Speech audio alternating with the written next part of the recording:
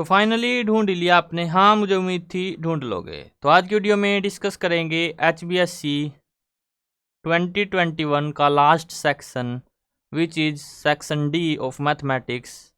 तो बिना देरी के शुरू करते हैं 12th क्वेश्चन से। 12th क्वेश्चन में दो पार्ट गिवन है, तो दोनों का सॉल्यूशन देखेंगे। पहला पार्ट है या फिर और में दिया हुआ है, तो आप कोई सा एक कर सकते हो। तो जैसे फर्स्ट है, the sum of first 3 terms of GP is 49/15 and their product is 1. Then find the common ratio and the terms of GP. तो we have to find R which is common ratio and terms of GP, यानी कि वो GP भी find करनी है। तो देखो, जब भी आपको 3 टर्म्स है और उनका प्रोडक्ट दिया हुआ हो तो कैसे लेते हैं हम, A/R, R या फिर A ले लेते हैं, A और AR। यानी कि हमारे पास फर्स्ट टर्म, ये सेकंड टर्म और ये थर्ड टर्म तीनों जीपी में है। तो हमने लेट कर लिया क्या, लेट जीपी बी। तो जीपी हमने मान ली कि ये जीपी है हमारे पास, ठीक है। अब तीनों का प्रोडक्ट 1 आना चाहिए, यानी कि इन तीनों की मल्टीप्लाई करें तो A/R इंटू AR बराबर है 1, R से R कैंसल, A की क्यूब बराबर है 1, यानी कि A भी 1 है बिल्कुल। और तीनों का सम 49/15 है। तो A की जगह पे 1 पुट करते हैं, यानी कि 1/R प्लस A की जगह पे 1 प्लस R। इन तीनों का सम कितना है, 49/15। तो 1/R plus R is equal to 49/15 minus 1। तो एलसीएम कितना आ जाएगा, 15। 49 में से 15 गए 34, 34/15। इनका एलसीएम क्या आएगा, R, और ऊपर क्या आ जाएगा फिर R² plus 1/R is equal to 34/15, क्योंकि R इंटू R² प्लस 1। अब क्रॉस मल्टीप्लाई करेंगे तो 15R² plus 15 is equal to 34R। इसकी से मल्टीप्लाई, इसकी से, तो 15R² minus 34R plus 15 is equal to 0। दो ऐसे नंबर बताने हैं जिनका प्रोडक्ट तो 225 हो और जिनका समेसन यानी कि उन दो नंबर्स का जोड़ -34 हो। तो जब आप इनके फैक्टर करोगे, देखो 225 को हम क्या लिख सकते हैं, 25 इंटू 9, 25 निमा 225, दोनों का सम -34 चाहिए, यानी कि माइनस और ये भी माइनस, ठीक है। तो माइनस ये और माइनस ये, और इन दोनों का प्रोडक्ट क्या आएगा, पॉजिटिव। तो नंबर क्या आ गया, -25 और -9। तो यहाँ पे आगे सोल्व करते हैं इसको। तो हमारे पास क्या आ गया numbers, 15R² minus 25R minus 9R plus 15 is equal to 0। देखो, इसमें से और इसमें से 5R कॉमन ले सकते हैं, तो 3R माइनस 5, और यहाँ से -3 कॉमन लेंगे तो 3R minus 5 is equal to 0। तो एक तो आ गया 5R माइनस 3 और एक आ गया 3R माइनस 5। तो इसको सोल्व करेंगे तो 3/5, R की वैल्यू 0 के बराबर है और ये हमारे पास, और इसको सोल्व करेंगे तो R की वैल्यू 5/3, ये आ गया। तो R क्या है हमारे पास, 3/5 और 5/3। अब पुट करके देखते हैं इक्वेशन में कि क्या ये सेटिस्फाई कर रहा है या नहीं।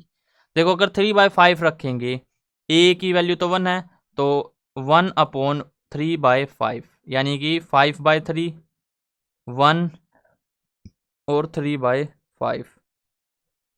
एलसीएम 15, तीनों का जोड़ देखते हैं एक बार। 3 पंजे, पंजो पंजो 25, यहाँ पे 15, यहाँ पे 5 3 15, 3 3 9, 15 और 9 24, 25 49/15 बिल्कुल। और अगर आप 5/3 करोगे तो भी सेटिस्फाई करेगा। तो आर की हमारे पास दो वैल्यूज आ गई, 3/5, 5/3। और टर्म्स ऑफ जीपी बतानी है, तो टर्म्स ऑफ जीपी क्या आ गया, इसको भी लिख देते हैं अभी। टर्म्स ऑफ जीपी आ गया, या तो आएगा 5/3, 1, 3/5, या फिर 3/5, 1, 5/3, दोनों ही क्या है राइट। तो इस तरह से इसको सोल्व करना था आपको। अब नेक्स्ट, अब यहाँ पे देखो इसका और वाला पार्ट है, इसको भी आप सोल्व कर सकते हो। कैसे, देखो हमें दिया हुआ है if A B C D are in GP then prove that A की पावर एन प्लस बी की पावर एन, बी की पावर एन प्लस सी की पावर एन, सी की पावर एन प्लस डी की power n are also in GP.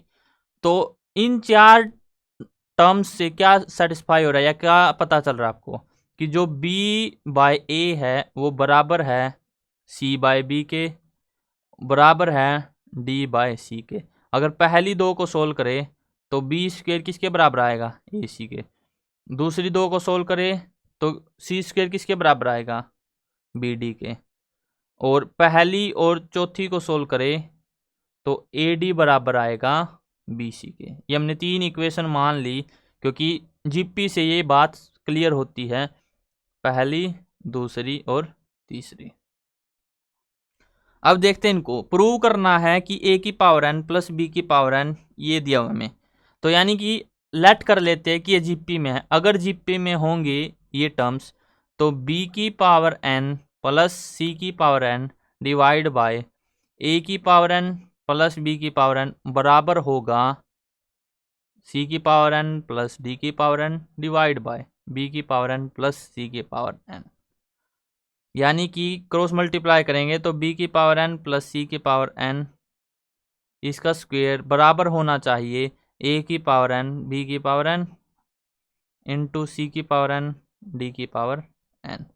तो अगर हम इसको इक्वल प्रूव कर दे यानी कि लेफ्ट हैंड साइड को राइट हैंड साइड के बराबर ले आए कैसे भी करके, तो ये सेटिस्फाई हो जाएगा कि ये तीनों क्या है जीपी में। तो हमें बस लेफ्ट हैंड साइड को राइट हैंड साइड के बराबर बनाना है। हमने अभी तो लेट किया है कि ये बराबर है, अब हम प्रूव करेंगे कि ये बराबर है। कैसे प्रूव करेंगे, तो हम लेफ्ट हैंड साइड को सोल्व करते हैं। अब तो देखो लेफ्ट हैंड साइड को प्रूव करते हैं।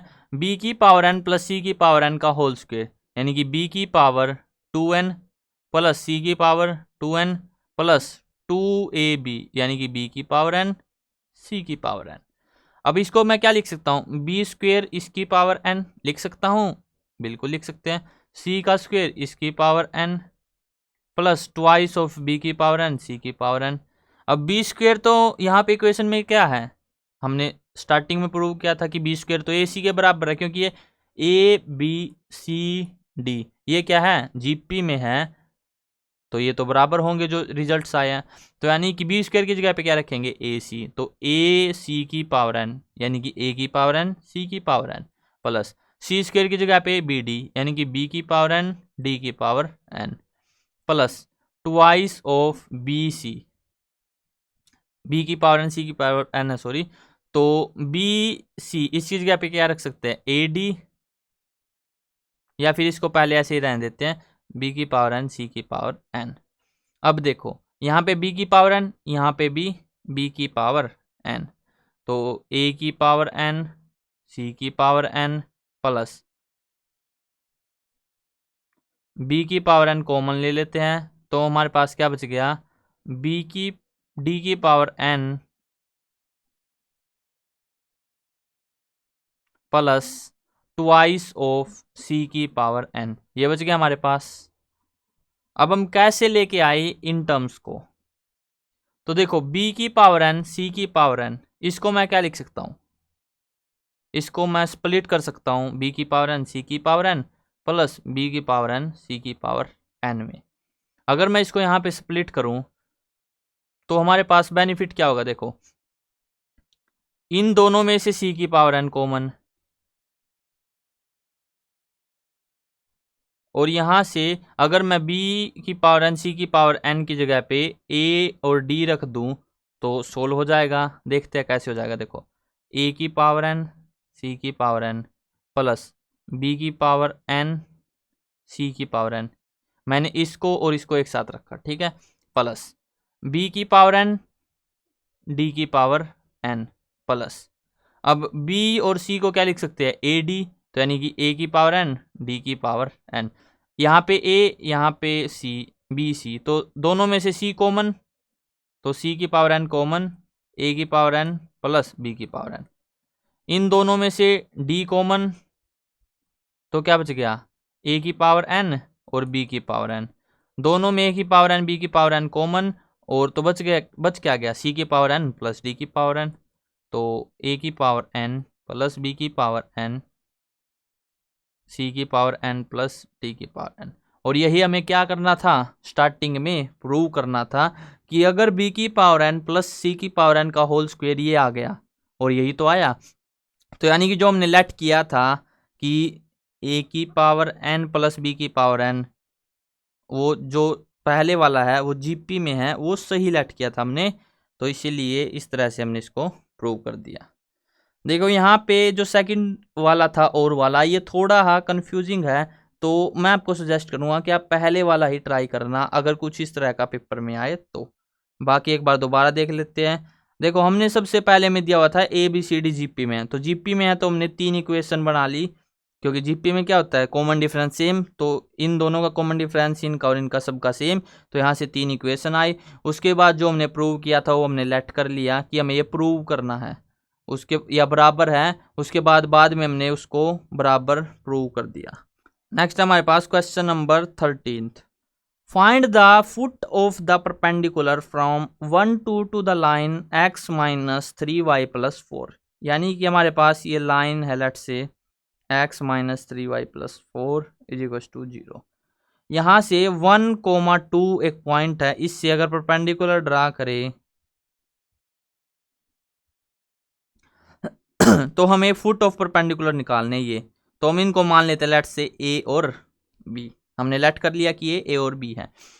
एक इम्पोर्टेंट आइडेंटिटी या फिर कुछ भी कह सकते हो आप, होता है क्या कि अगर दो लाइंस परपेंडिकुलर है तो उनकी स्लोप L1 L2 या फिर M1 M2 जो भी लेना आपको, लेट से M1 M2 मान लेते हैं स्लोप, तो M1 M2 क्या होता है, -1।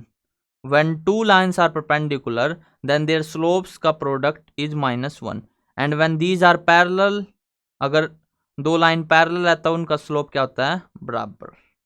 ये तो आपको पता होगा। तो पहले हम इसका स्लोप निकालते हैं, तो स्लोप को आप दो तरीके से निकाल सकते हैं, x minus 3y plus 4 is equal to 0। कैसे, एक तो y is equal to m x plus c से, दूसरा अगर dy बाई डी एक्स निकालोगे तो जो dy बाई डी एक्स आएगा वही क्या होता है, स्लोप। तो आप कोई से भी तरीके से निकाल सकते हो। अब बेसिकली हम इस तरीके को प्रेफर करते हैं क्योंकि अभी तक कई स्टूडेंट्स को डेरिवेटिव करना नहीं आता अच्छे से। तो देखो y equal to m x plus c इस फॉर्म में लेके आना है, तो लेके आते हैं इक्वेशन को, -3y is equal to -x minus 4।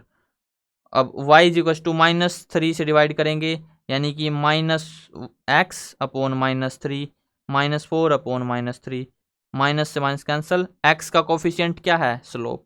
Slope कितना आया, 1/3। तो इस लाइन का स्लोप आ गया लेट से m1, वो आ गया हमारे पास 1/3। अब दूसरी लाइन का स्लोप निकालते हैं। दूसरी लाइन का स्लोप क्या होगा, इस पॉइंट में से इनको सब्ट्रैक्ट करेंगे, यानी कि m2 क्या होगा, b minus 2 divide by a minus 1। आप चाहो तो 2 माइनस बी भी कर सकते हो, उससे कुछ फर्क पड़ेगा नहीं। तो अब बस प्रोडक्ट करते हैं इनका, तो यहाँ पे कर लेते हैं, चलो 1/3 into B minus 2 upon a minus 1 is equal to -1। तो डिनोमिनेटर को उस तरफ ले जाते हैं मल्टीप्लाई करके, यानी कि b minus 2 is equal to -3 bracket, क्योंकि -1 इंटू 3 -3 a माइनस 1, यानी कि b minus 2 is equal to -3a minus minus plus 3।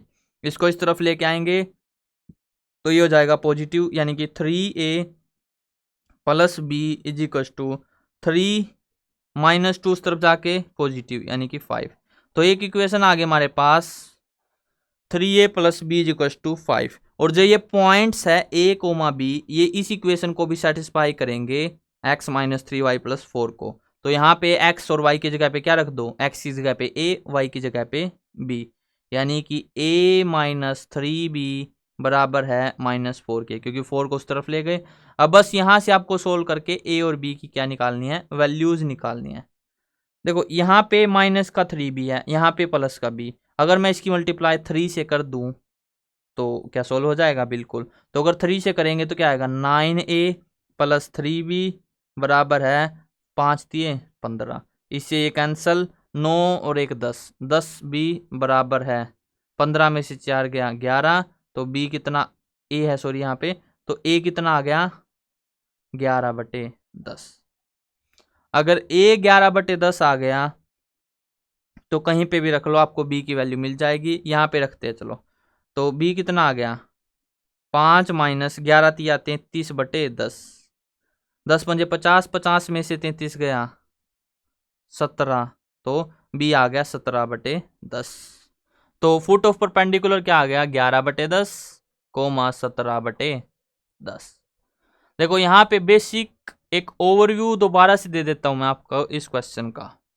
सबसे पहले हमें फुट ऑफ परपेंडिकुलर गिवन है, सॉरी निकालने हैं, उसके लिए पॉइंट दिया हुआ है 1,2 और ये फुट ऑफ परपेंडिकुलर मैंने मान लिए a, b।